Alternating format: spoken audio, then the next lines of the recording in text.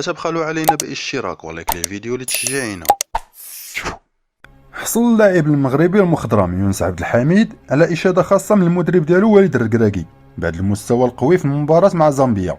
وظهر يونس عبد الحميد بشكل مميز خلال فوز المغرب على زامبيا بهدف دون رد في ختام دور المجموعات لكأس الأمم الإفريقية. وراهن الركراكي على قدراته يونس عبد الحميد بعدما اعترف في المؤتمر الصحفي السابق بأنه ظلم اللاعب بالاستبعاد ديالو من قائمة المغرب في مونديال قطر.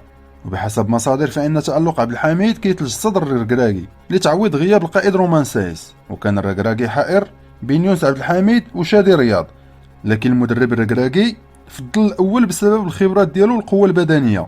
ولعل الجاهزية ديال يونس عبد الحميد دفعت المدرب ديال الأسود إلى عدم استعجال عودة سايس بعد تجدد إصابة اللاعب خلال لقاء الكونغو الديمقراطية.